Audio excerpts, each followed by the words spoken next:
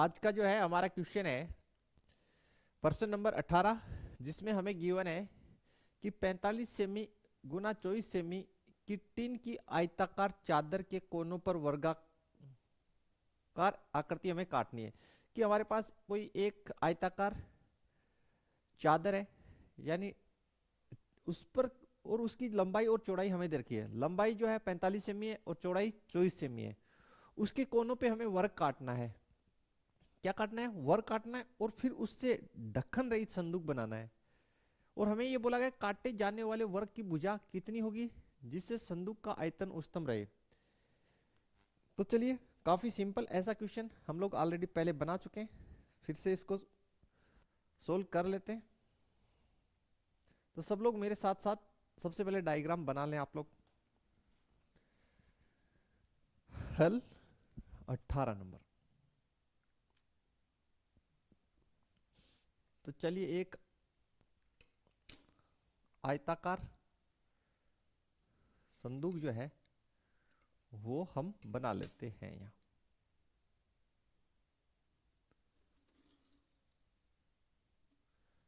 Okay,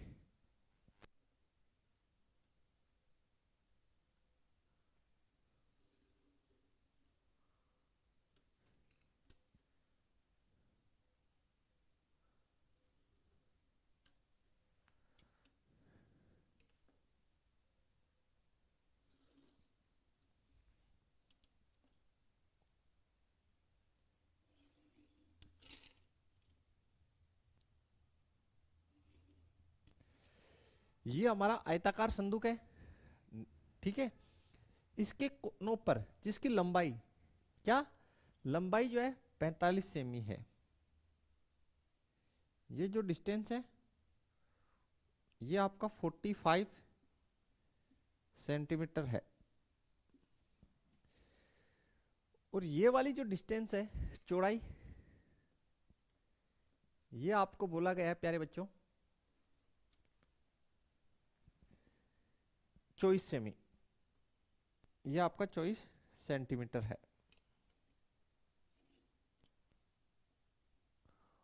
यहां तक clear होना चाहिए आपको। अब देखिए, इसके कोनों पर, इसके कोनों पे हमें क्या काटने? वर्ग काटने। तो इसके कोनों पे आप लोग वर्ग काट दीजिए।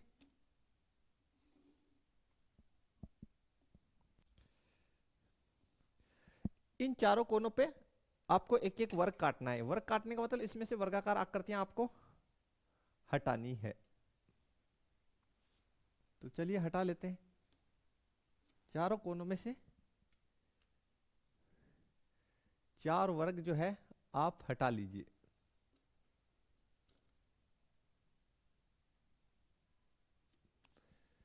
ठीक है,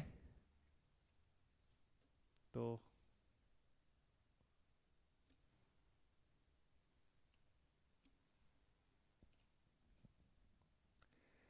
हटा लेते हैं वर्ग। देखिए, आप अंदाज से बना सकते हैं, डायग्राम की कोई आवश्यकता नहीं, ये मैं सिर्फ आपको समझाने के लिए बना रहा हूं। ठीक है, ऐसे नाप तोल करके कोई बनाने की आवश्यकता नहीं है। हम लोग, मैं तो इसलिए बना रहा हूं ताकि आपको देखने में सही लगे। ओके प्यारे बच्चों, तो 2 वर्ग यहां काट दिए, 2 यहां काट देते हैं इन कोनों में।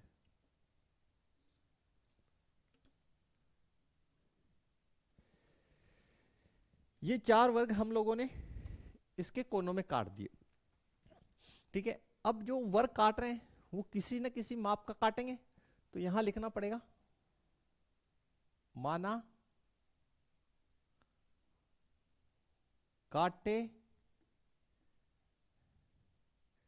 गए वर्ग की भुजा x सेंटीमीटर है। यहां तक क्लियर? अब देखिए, x सेंटीमीटर का आप काटेंगे तो यानी यहां से इसका वर्ग जो है उसकी लंबाई चौड़ाई बराबर होती है, चारों भुजाएं समान होती है। तो ये जो आकृति है ये कुल सीट में से बाहर हो जाएगी, यानी हट जाएगा ये पोर्शन।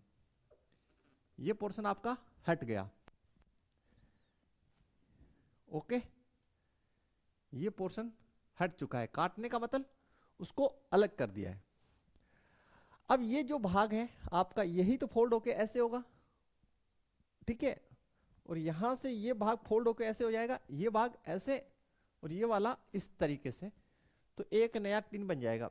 अब बात ये है कि देखिए ये जो नई आकृति बनी है, इसकी लंबाई चौड़ाई ऊंचाई क्या होगी, ठीक है, लंबाई चौड़ाई ऊंचाई क्या होगी। तो पहली बात तो ये जो इतना लेंथ है ये कितना होगा, ये अंदर से अंदर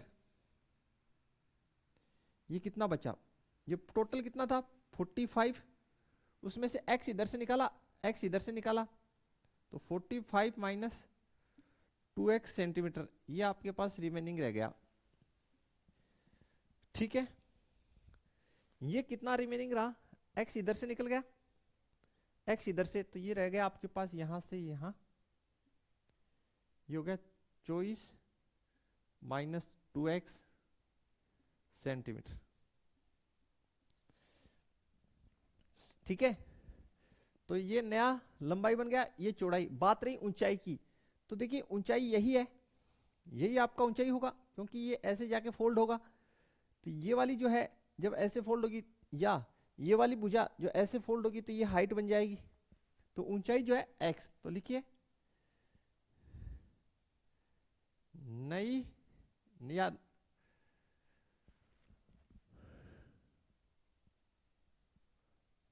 या संदूक बना रहे हैं तो संदूक की विमाएं लिख दीजिए, संदूक की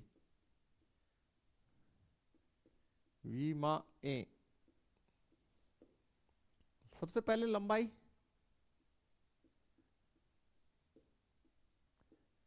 L कितना बना 45 माइनस 2x सेंटीमीटर, चौड़ाई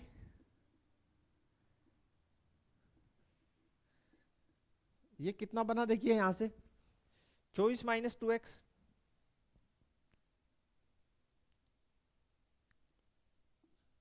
और ऊंचाई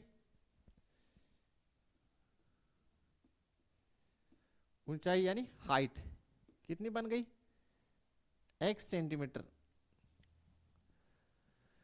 अब संदूक का आयतन हमें क्या करना है, उच्चतम करना है, तो आयतन का फंक्शन बनाइए, तो लिखिए माना संदूक का आयतन क्या है, v है, कैसा है, v है। इसलिए जो संदूक कैसा बनेगा, देखिए तीनों जो आकृतियां हैं उन वो आपको अलग अलग पहले से दिख रही है, तो संदूक जो है मान लेते हैं संदूक कैसा बनेगा, घनाभाकार, तो संदूक का जो फंक्शन बनाइए आयतन का, v of x equals to लंबाई गुणा चौड़ाई गुणा ऊंचाई, तो v of x is equals to लंबाई कितना है, ये रहा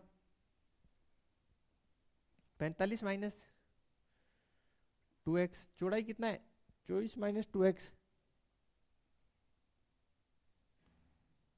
और ऊंचाई कितना है x। ये आपकी फंक्शन बन गई, यहां तक क्लियर हो जाना चाहिए। इस x को आप इनसाइड मल्टीप्लाई कर दीजिए, ठीक है, तो v of x is equal to 45 minus 2x, इसको अंदर गुना किए तो ये हो गया 24x, ये हो गया माइनस 2x स्क्वायर, समीकरण इसको 1 बोल दीजिए। यहां तक कोई समस्या आप लोगों को नहीं होना चाहिए, क्लियर। और देखिए नेक्स्ट इसको आगे सोल्व करते हैं। सबसे पहले हम लोग क्या करेंगे, ये जो अपना फंक्शन है इसका अवकलन कर लेंगे, तो लिखेंगे समीकरण 1 का x के सापेक्ष अवकलन से, अवकलन से, तो देखिए वी डैश ऑफ एक्स, यहां पे कितने फंक्शन है, दो फंक्शन, इसको आप फर्स्ट मान लीजिए और इसको सेकंड, और दो फंक्शन किसमें, गुना में, तो फर्स्ट फंक्शन को मैं साइलेंट रख रहा हूं पहले, तो 45 माइनस 2x, इसको साइलेंट रख दिया। सेकंड फंक्शन का अवकलन कर रहा हूं, तो choice as it is x का हो जाएगा 1 minus 2 as it is x square का, एक्स स्क्वायर का हो गया 2x, एक्स स्क्वायर का 2x, क्लियर। फिर प्लस साइन, सेकंड जो फंक्शन है उसको साइलेंट रखेंगे और जो फर्स्ट फंक्शन है उसके अवकलन बना देंगे, 45 का 0 minus 2 as it is x का 1, ओके, सिंप्लीफाई करेंगे, ओके, तो ये हो गया आपका 45 माइनस 2x मल्टीप्लाई में 24 माइनस 4x प्लस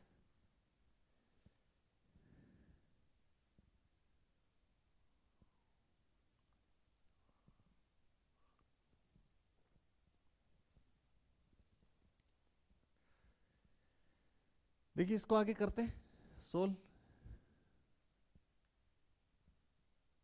तो ये 24x माइनस 2x स्क्वायर, इसको -2 से मल्टीप्लाई करते हैं तो -2 में यहां लिख देता हूं, यहां तक क्लियर हो जाना चाहिए।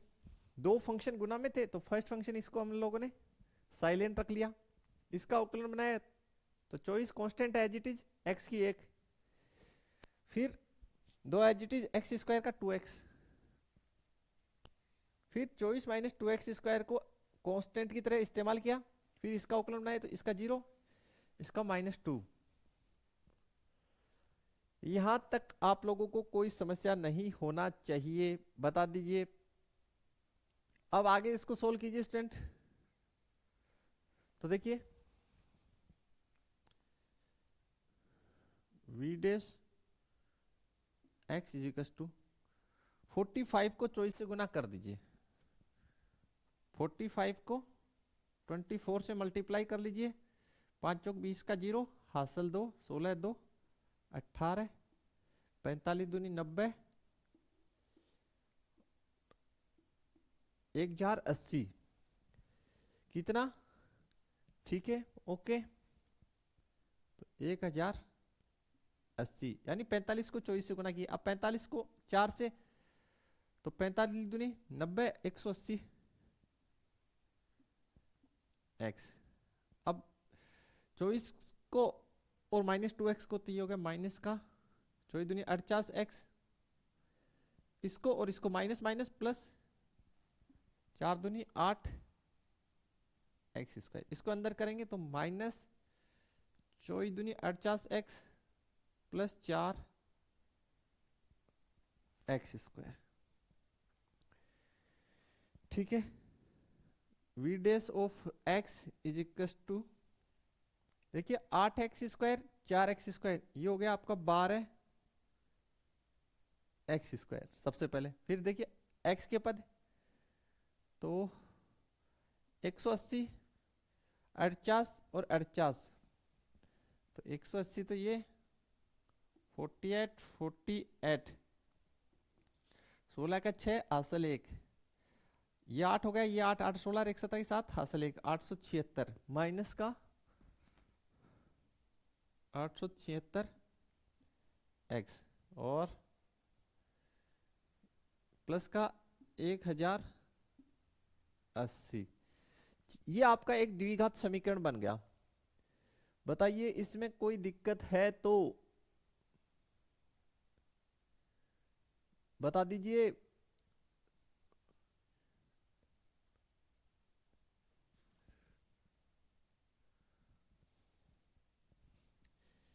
ये 276 होगा भैया। 8 दूनी 16 की 6 हासिल 1, ये 4 4 8 8 8 16 की 17 की 7 हासिल 1, 276।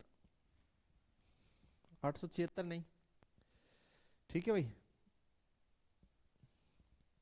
अब इसमें से 12 कॉमन ले लीजिए आप स्टूडेंट। कितना कॉमन ले लीजिए? 12। तो ये हो गया एक्स स्क्वायर माइनस 12 कम 12 12 दूनी 24, कितना बचा? 3 12 36, 12 नमा का 108। ठीक है, अब इसकी फैक्टर कर लेते हैं हम लोग। क्या कर लेते हैं स्टूडेंट? फैक्टर कर लेते हैं। चलिए अब देखिए स्टूडेंट, इसकी फैक्टर बनाते हैं हम लोग। तो कैसे बनेगी? सबसे पहले ये अंदर जो है इसकी फैक्टर बना लेते हैं। तो यही बना देता हूं, वी डेस ऑफ एक्स 12 आपका एज इट इज। देखिए द्विघात में क्या करते हैं, ये जो एक्स स्क्वायर का पद है इसको सी यानी अचर पद से गुना करते हैं, इसको और इसको मल्टीप्लाई कीजिए। तो आप कहेंगे सर 90 एक्स स्क्वायर। ये जो बीच वाला पद है इसकी जगह आपको दो पद इस प्रकार लिखने कि उन दोनों को जोड़ें तो 23 आ जाए और गुना करें तो 90 एक्स स्क्वायर आए। तो चलिए एक्स स्क्वायर प्लस, और प्लस का चाहिए 90, तो माइनस का 18x माइनस का 5x, 18 पंजो 90 प्लस 90, ठीक है। तो v dash of x is equal to 12 है। फैक्टर करेंगे, इन दो में से x कॉमन ले लीजिए, तो x माइनस 18 माइनस 5 कॉमन ले लीजिए, तो x minus 18। V dash of x is equal to 12 है। x माइनस 18 कॉमन ले लीजिए, तो इधर कितना? x minus 5। ठीक है प्यारे बच्चों, यहां तक क्लियर। अब आप क्रांतिक बिंदु निकाल लीजिए। क्या? क्रांतिक बिंदु, ठीक है। क्रांतिक बिंदु निकालने के लिए हमें फलन के अवकलज को 0 के बराबर रखना होता है। तो v dash of x is equal to क्या करेंगे? 0 पुट करेंगे। तो देखिए यहां से 12 मल्टीप्लाई में x minus 18, x minus 5 is equal to 0। यहां से एक तो हो जाएगा x माइनस 18 बराबर 0, और दूसरा हो जाएगा x माइनस 5 बराबर 0। तो यहां से हो गया x बराबर 18 और दूसरा हो गया x बराबर 5, ठीक है। अब यहां पे दो क्रांतिक बिंदु आए, इनमें से एक अमान्य होगा। कारण उसका यह है कि देखिए अगर जो हमने आकृति काटी है वह है वर्ग, तो 18 का डबल कीजिए, दोनों साइड से काटे ना, हर कोनों पे से काटे, तो 18 का डबल 36। तो भाई ये जो 24 वाली है, देखिए आपका जो है ये तो अमान्य हो जाएगा। कारण ये तो आपका 45 सेंटीमीटर है, ठीक है, और उस साइड 24 सेंटीमीटर है। तो ये जो वर्ग आपने काटे हैं, ठीक है, इसकी भुजा कितनी है? 18। तो ये इधर 18 है तो इधर 18 हुई, तो 36 हुई, जबकि यहां तो टोटल है ही 24। तो ये आप काट नहीं सकते, इसलिए ये क्या हो गया? अमान्य हो गया। समझ गए? यानी इधर से 18 काटे तो इधर भी 18 बचनी चाहिए ना, तो बच ही नहीं रही। इसमें तो चल जाएगा 18 18 36, लंबाई में से तो हो जाएगा, लेकिन चौड़ाई में से आपको माप नहीं मिल पाएगी। क्लियर? अब देखिए स्टूडेंट, हमें करना क्या है, इसको हम प्रथम निरीक्षण विधि से करेंगे ताकि क्वेश्चन छोटा हो जाए। प्रथम अवकलज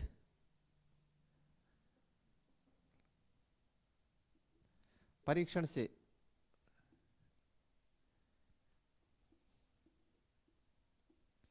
तो देखिए उसमें सबसे पहले आप लोग नंबर लाइन बना लीजिए।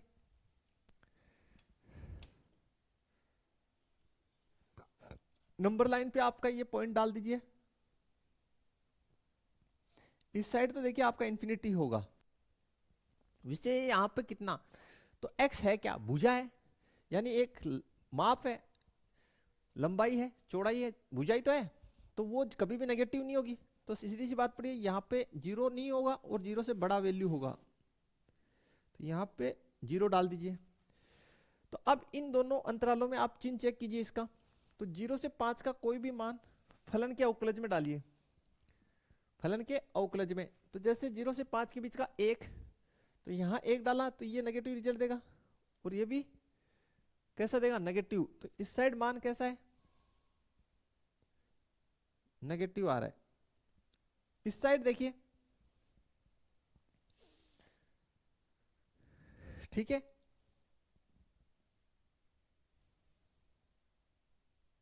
सॉरी पॉजिटिव देगा। इस साइड भी तो नेगेटिव दिया और इस साइड भी नेगेटिव, नेगेटिव गुना होके पॉजिटिव, यानी 1 हमने डाला तो यहाँ पे कैसा चिन्ह प्राप्त होगा, नेगेटिव। यहाँ पे नेगेटिव नेगेटिव नेगेटिव मल्टीप्लाई होके पॉजिटिव रिजल्ट देगा। ओके, फिर यहाँ पे हमने जैसे 6 डाला तो ये तो रिजल्ट देगा पॉजिटिव और ये नेगेटिव, तो ऑल ओवर नेगेटिव हमें प्राप्त होगा। ठीक है, यानी हमने इसमें 6 पुट किया x का वैल्यू, तो ये नेगेटिव मान देगा और ये पॉजिटिव गुना होके नेगेटिव। अब इसकी ग्राफ बना लीजिए, तो बना देता हूं मैं आपके सामने। देखिए पॉजिटिव के लिए स्लोप किस प्रकार बनेगा, इस तरीके से बनेगा, और नेगेटिव के लिए स्लोप इस प्रकार बनेगा।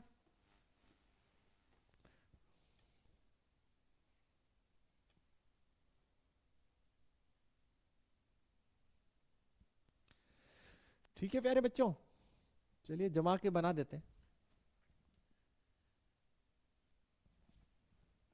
ओके,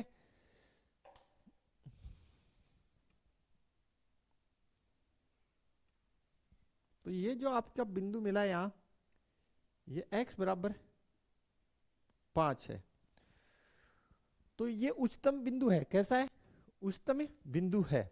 तो लिखिए अतः x बराबर 5 पर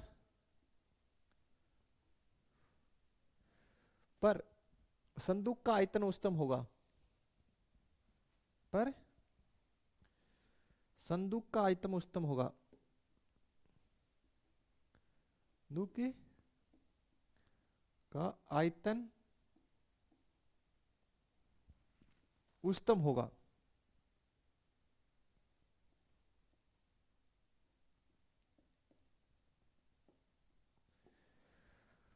होगा, और जो आपने वर्ग काटा है उसकी भुजा कितनी हो जाएगी, 5 सेमी।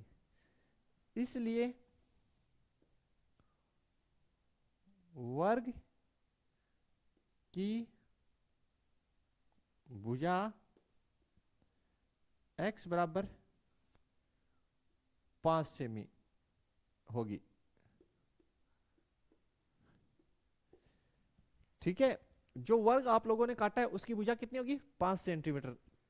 तो काफी इजी क्वेश्चन स्टूडेंट, आप लोगों को थोड़ा कैलकुलेशन का ध्यान रखना है। तो वीडियो अपने फ्रेंड सर्कल में शेयर करना बिल्कुल ना भूलें। मिलते हैं नेक्स्ट लेक्चर में, तब तक के लिए थैंक्स, धन्यवाद, जय हिंद, जय भारत।